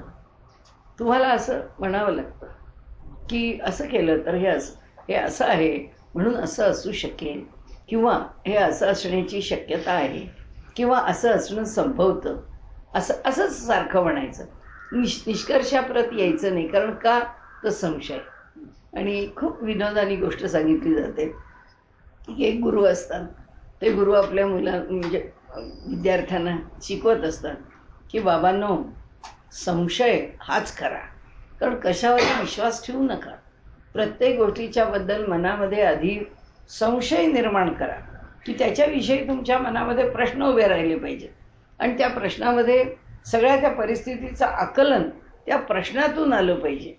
आणि मग तुम्ही त्याच्यापुढं काय करायचं ते, मग निर्णय काय घ्यायचा नाही, किंवा काय चर्चा करायची नाही. म्हणजे जसं आजकालचे आपले हे रियालिटी शोज आहेत ना, डिबेट्स, ते असेच आहे, हे स्केप्टिसिझमच आहे, संशयातलीच आहेत सगळे. प्रत्येकाने काहीतरी संशय काढायचा, प्रत्येकाने काहीतरी उगीच खुसपट काढायचं, त्याचा किस पडत राहायचा, हाच प्रकार आहे इथे. तर तो झाला. एका ठिकाणाहून जात होते, जात असताना एक खूप मोठा खड्डा होता. त्या खड्ड्यात तो बिचारा गुरु पडला. तर तो पडल्यानंतर तो गुरु त्याचा शिष्य बरोबर होता, तो असा मख्खपणे त्या गुरुला बघत उभा राहिला. तर तो गुरु म्हणला, अरे काढ ना बाबा मला बाहेर. तो काही उत्तर देईना. किती वेळा त्यांनी सांगितलं शिष्याला, अरे मला बाहेर काढ, मी या खड्ड्यातून बाहेर कसा येणार, आता इथं मला चालणं उभं राहणं कठीण झालंय, मी आणखीन त्या चिखलात खोल गेलो, तुम्हाला काढता येणार नाही तुम्हाला. तो म्हणाला, गुरुजी तुम्हाला संशय येतो, संशय आहे, तुम्ही आला आधी संशय नाही का की तुम्ही खरंच खड्ड्यात पडलात, खरेच पडलात का तुम्ही खड्ड्यात, का तुम्हाला उगीच वाटतंय तुम्ही खड्ड्यात पडलात, तुम्हाला खात्री पटली आहे का तुम्ही खड्ड्यात पडलात त्याची, तुम्हाला असं वाटतंय का की तुम्ही खड्ड्यातून बाहेर येऊ शकणार नाही, तुम्हाला का वाटतंय की तुम्ही खड्ड्यात पडला, कशामुळे तुम्ही खड्ड्यात पडला, असं कसं झालं. ते म्हटले, आता ते काय झालं असेल ते असेल, तू आता आधी मला खड्ड्याच्या बाहेर काढ. तर तो म्हणाला, तुम्हाला खड्ड्याच्या बाहेर काढायचं तर मी काढायला आलो आणि तुम्ही माझा हात धरला आणि तुम्ही मला ओढलं आणि मलाच खड्ड्यात घेतलं, तर मी तुम्हाला कसं. त्याने जी एकापेक्षा एक संशयांची मालिका सुरू केली, संशय रत्नवाला, आणि मग ती शेवटी गुरुना काढलं, सगळ्यांनी मिळून बाहेर काढलं, आले गुरुजी म्हणाले हा जो माझा स्केप्टिसिझम आहे तो आज पूर्ण संपलेला आहे. याच्यापुढे मी आता कधी संशयवादाने तुम्हाला विषय शिकवणार नाही, आता ठामपणाने शिकवेन. ते तेच सांगतायत. ते म्हणाले एक आपापसात संशयात्मा विनश्यती, ज्याच्या अंतःकरणामध्ये अखंड संशय आहे तो त्याचा नाशच ठरलेला आहे. कारण आपण काहीच करू शकत नाही. त्या पालीसारखं आहे, त्या भिंतीवर पाल 4 फूट वर गेली, 2 फूट खाली आली, पुन्हा 1 फूट वर गेली, 5 फूट खाली आली. अरे याचा विचारच नाही स्थिर व्हायचा कुठं, याची श्रद्धाच नाही बसायची कुठं. ज्याच्या ठिकाणी संशय आहे त्यांनी श्रद्धा कुठून आणावी. काही कार्याकरता लोक असं म्हणतात. आपण त्याचं थोडं निराकरण करू आणि आपण आपला विषय आजचा, कारण इथे तो विषय संपतो. आता अजून आहे आपल्याला अवकाश, पण त्याप्रमाणे तो विषय संपेल. असा की म्हणायचं कसं की अहो समजा आता एखादा जिज्ञासा ही शोधाची जननी आहे, हे आपल्याकडचं सूत्रवाक्य आहे की तुम्हाला आणि जिज्ञासेच्या मागे तुमच्या मनात संशय यायला पाहिजे ना. तुमच्या मनात काहीतरी हे असं कसं झालं, न्यूटनला वाटलं की हे फळ वरून खाली का पडलं, वर का नाही गेलं, संशय आला त्याला. वर जायला हवं होतं, वरचं फळ वरच्यावर गेलं असतं तर कुठे बिघडलं असतं, खाली का आलं. याचा अर्थ असा आहे की कुठेतरी माणसाच्या मनामध्ये त्या गोष्टीबद्दलचा संशय निर्माण झाला कीच आपल्याला त्या विषयाचा शोध लावता येतो, अन्यथा तो शोध तसा लावता येत नाही.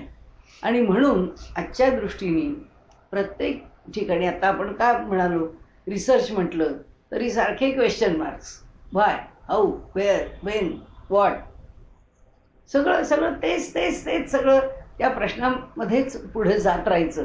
आणि मग कुठलंही उत्तर न मिळवता म्हणजेच आम्ही सारखे पुढे पुढे जात राहू. हा त्याचा अर्थ की आमचा विकास या पद्धतीने होत राहतो, ही जी भूमिका आहे. आणि इथे तर ते म्हणतात की असा संशयी जो मनुष्य आहे त्याला ना इथे सुख आहे ना परलोकात सुख आहे.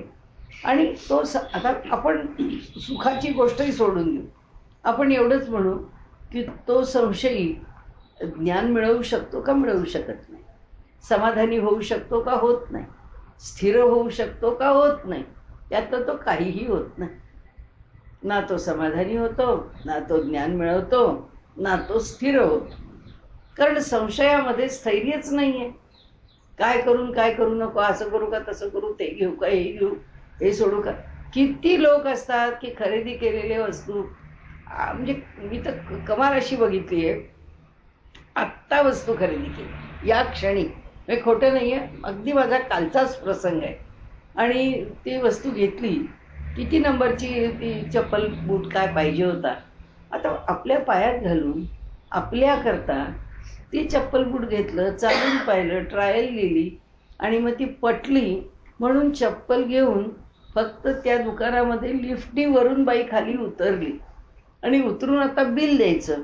तर बिल द्यायला आल्यानंतर तिने सांगितलं की मी ही 5 नंबरची घेतली आहे, पण मला ही 5 नंबरची चप्पल नको आहे, मला 4 नंबरचीच हवी आहे, तर मला 4 नंबरची चप्पल द्या. तर त्यांनी सांगितलं की आता वरती तिने जाऊन शोधलं तर त्या मुलीला काही ती 4 नंबरची चप्पल मिळाली नाही. आता ती म्हणाली 4 नंबरची चप्पल आत्ता इथे नाही आहे, तर त्यामुळे तुम्हाला पाहिजे तर ते ठेवून द्या इथे, किंवा तुम्ही घेऊन जा आणि खराब न करता न वापरता पुन्हा घेऊन या, मी 4 नंबरची आली की तुम्हाला देते. अरे पण तिथं कळत नव्हतं का, ते 5 नंबरची चप्पल घालून फक्त वरून खाली चालत, बरं पायात सुद्धा नाही घातली, बॉक्समध्येच आहे, तुम्हाला कसा एकदम साक्षात्कार झाला. म्हणजे निर्णयच करता येत नाही. ज्याच्या अंतःकरणात संशय आहे त्यांना कधीच निर्णय करता येत नाही. मनुष्य निर्णय घेऊ शकत नाही, मनुष्य सुखी होऊ शकत नाही, मनुष्य स्थिर होऊ शकत नाही. मग आता ह्या जगामध्ये एवढे शोध लागले, ते सगळे काय अस्थिर होते का? नाही. यांनी जी मेथड म्हणून शोधून काढली, जी पद्धत म्हणून त्याला संशय म्हणतात, त्यांना ज्यांनी जे शोधलं आहे ते संशयातून शोधलंच नाही आहे. त्यांना जे मिळालं आहे ते ज्ञान त्यांच्या हृदयात प्रकट झालंय. ते ज्ञान म्हणतोच, आईन्स्टाईन सारखा शास्त्रज्ञ म्हणतो, जे शोध लागले ते कुठेच बाहेरून लागलेले नाही. ते आतच फक्त इंट्युइटिव्ह फॅकल्टी ऑफ नॉलेज आहे, आत इंट्युइशन आहे, अंतस्फुरणाने ते वर आलंय. म्हणजे संशय हा ज्ञानप्राप्तीचा मार्ग नव्हे, तर्क हा ज्ञानप्राप्तीचा मार्ग आहे. तर्क आहे, तर्क करू शकतो. आणि म्हणून आपल्याकडे न्यायशास्त्र आहे. आणि आता त्या न्यायशास्त्राला म्हणजे लॉजिक, ज्याला इंडियन लॉजिक म्हणतो, ते न्यायशास्त्र आहे. वेस्टर्न लॉजिक आहे, ते आपण ज्याला नेहमी मॉडर्न सायन्सेसमध्ये ते जे लॉजिक हे जे शास्त्र आहे त्यांचं, ते लॉजिक म्हणजे मॉडर्न लॉजिक, तेही मान्य करतो. मान्य करतो म्हणजे असं की ते शास्त्र ज्ञान मिळवण्याकरता तर्क उभा करतं.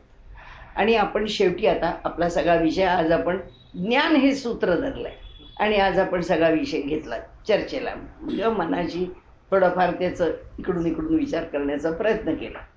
आता ते जे ज्ञान आहे ते कसं आहे आणि हा तर्क कसा आहे. तर्कसुद्धा त्या ठिकाणी अप्रतिष्ठित आहे. ब्रह्मसूत्रकारांनी म्हटलेलं आहे की तर्क अप्रतिष्ठित आहे. अप्रतिष्ठित, प्रतिष्ठित म्हणजे प्रकर्षेण तिष्ठती, म्हणजे अत्यंतिक स्थिर, त्याला प्रतिष्ठा असं म्हणतात. आणि अप्रतिष्ठा म्हणजे अत्यंतिक अस्थिर. आणि तर्क अप्रतिष्ठित असल्यामुळेच दोन्ही प्रकारांनी कार्य होऊ शकतं. नाहीतर वकिलाला वकिली करताच आली नसती. ह्यानी खून केला आणि ह्यानी खून नाही केला. खून केला म्हणणाऱ्याची बाजू ऐकली की वाटतं की अगदी बरोबर आहे, यांनीच खून केला असला पाहिजे. न करणाऱ्याची बाजू ऐकली की अगदी बरोबर आहे, हा अगदीच निरपराध मनुष्य, याला किती याच्यावरती ते कारण अनाठाई आरोप करतायत. म्हणजे तर्क हा दोन्ही बाजूनी करता येतो, म्हणून तो अप्रतिष्ठित आहे. आणि म्हणून तर्क हे सत्य होऊ शकत नाही. तर्क ही एक स्थिती आहे की ज्या स्थितीमध्ये विचारांची दिशा पुढे नेलेली आहे. आणि म्हणून त्यांनी सांगितलंय की कोणत्याही परिस्थितीत त्यामुळे संशय, कोणत्याही परिस्थितीत त्यामुळे तर्क हा स्थिर होऊ शकत नाही. मग आता काय स्थिर आहे? ज्ञान. ज्ञानाशिवाय, ज्ञान म्हणजे विवेक, शेवटी विवेक हाही तर्कच झाला ना. विवेकाला नित्यानित्य वस्तू विवेक, नित्य आणि अनित्य वस्तूचा विवेकच केला. म्हणजे शाश्वत काय आहे हे आहे, अशाश्वत काय आहे हे आहे, सुखाचं काय आहे हे आहे, दुःख देणारं काय आहे हे आहे. हा तर्कच झाला. म्हणजे विवेक जो आहे तो हे योग्य आणि अयोग्य यांच्यातला तर्कच आहे. पण तो तर्क राहतो का? तो सत्य आणि असत्याच्या पलीकडच्या सत्यात जातो, तेव्हा ते ज्ञान होतं. म्हणजे सत्य असत्याच्या पलीकडे, सुखदुःखाच्या पलीकडे, सुखदुःखाच्या पलीकडचं सुख आहे. ते सुख कशात येतं? ज्ञानात येतं. तर्क आणि कुतर्क याच्या पलीकडे असणारा जो विचारांचा धागा आहे ते ज्ञान आहे. कारण उघड ज्ञान यावंच लागतं ना. सगुणाच्या रूपामध्ये भगवंताला बघितलंच जातं ना. म्हणजे त्या स्वरूपामध्ये सुद्धा ज्ञानच झालेलं आहे. कारण ते झालंच नसतं ज्ञान तर कसं मानलं असतं तो परमात्मा आहे. म्हणजे थोडक्यात सांगायचा हेतू असा की कुठल्याही विचारांच्या आवर्ताच्या पलीकडे विवेकाची कक्षा कशी जाते हे आम्ही समजून घेतलं पाहिजे. व्यवहारात ज्याला आम्ही विवेक म्हटलं आहे त्याला तत्वज्ञानामध्ये या सगळ्याच्या पलीकडे जाऊन ज्ञान असं म्हणतात की तो जो विवेक आहे. म्हणून शंकराचार्यांनी सुद्धा नित्यानित्य वस्तू विवेक, प्रत्येक गोष्ट जी सांगितली आहे त्या प्रत्येक गोष्टीचं पुन्हा सूत्र तिथंच जाऊन पोचतं की जे सत्य ज्ञानापाशी आहे. म्हणजे भगवंताचं लक्षण सांगताना सत्यम ज्ञानम अनंतम नित्यम असं म्हटलेलं आहे की हे स्वरूप आहे शुद्ध, बुद्ध, नित्य, मुक्त असंच म्हटलेलं आहे. की हे सगळं कुठे जातं? सत्यात. सत्य कुठे जातं? ज्ञानात. ज्ञान कुठे जातं? भावात. भाव म्हणजे काय? भक्ती. शेवटी तिथूनही ते उपजतंच ना. कारण नुसता एक विचार किंवा एक धागा एवढंच उपजत नाही. भावाच्या पातळीवर काय? भावाच्या पातळीवर आहे, कारण शेवटी ज्ञानाचा मार्ग अस्ति तत्वम असि. असि म्हणजे काय? आहेच, आहे. तत् म्हणजे काय? त्याचं अस्तित्व आहे, भाव आहे. आणि म्हणून शेवटी ज्ञान घ्या की भक्ती घ्या. मग आता इथपर्यंत आपण आलो, ते असे आलो की पहिल्यांदाही म्हटलं, आताही म्हणतो की ज्ञान श्रेष्ठ का भक्ती श्रेष्ठ, हा ह्या संबंध भारतीय तत्त्वज्ञानामध्ये न सुटलेला प्रश्न आहे. दोन्ही कुणी म्हणतं भक्ती श्रेष्ठ, कोणी म्हणतं ज्ञान श्रेष्ठ. आता आपण काय म्हणतो, ज्ञान आणि भक्ती दोन्ही सारखेच, त्याचा समन्वयच आहे. त्याच्यात हे श्रेष्ठ ते श्रेष्ठ करायचं काही कारण असतं. ज्ञानाच्या रूपाने जेव्हा प्रकट होतं तेव्हा ज्ञान आहे, भक्तीच्या रूपाने प्रकट होतं तेव्हा भक्ती आहे. म्हणून इथे त्यांनी काय सांगितले, स्वाध्याय. स्वाध्यायात त्यांनी काय काय शब्द वापरले किंवा साधनं सांगितली. जप तरी करा, नाही तर शास्त्राचा अभ्यास तरी करा. शास्त्राचा अभ्यास करा म्हणजे ज्ञान मिळवा, आणि जप करा म्हणजे तुम्ही त्याची साक्षात सगुण भक्ती करा. म्हणजे भक्ती असो की ज्ञान असो, कोणतं ना कोणतं तरी माध्यम हे मनुष्याला त्याच स्वरूपामध्ये, म्हणजे ज्ञानाच्या भक्तीच्या कोणत्या ना कोणत्या तरी स्वरूपामध्ये आम्हाला प्रकट होतं. आणि आता इथे त्यांनी एक शेवटचा मुद्दा सांगितलेला, तो म्हणजे असा की कर्म जे आहे ते ज्ञानाच्या ठिकाणी समाप्त होतं. कर्मज्ञान कर्माला संपवतं. संपवतं म्हणजे कर्म संपतं का? जोपर्यंत हे जगरूपानी आहे आणि जोपर्यंत तोंडाने शब्द उच्चारतोय, ज्ञानेपरी समाप्यते. तोंडात जीव आहे आणि डोक्यात विचार आहे म्हणूनच उच्चारलं ना, नाही तर कसं केलं असतं. हे जोपर्यंत हे आहे तोपर्यंत संपेल कसं? कर्म संपतच नाही, फक्त कर्माचे परिणाम संपतात, कर्माची फळं संपतात, कर्माचं चक्र संपतं. कर्मापासून निर्माण होणारी जी गती आहे कर्माची, या जगताची जी गती आहे ती कशाच्यावरती आहे? कर्मावरतीच अवलंबून आहे.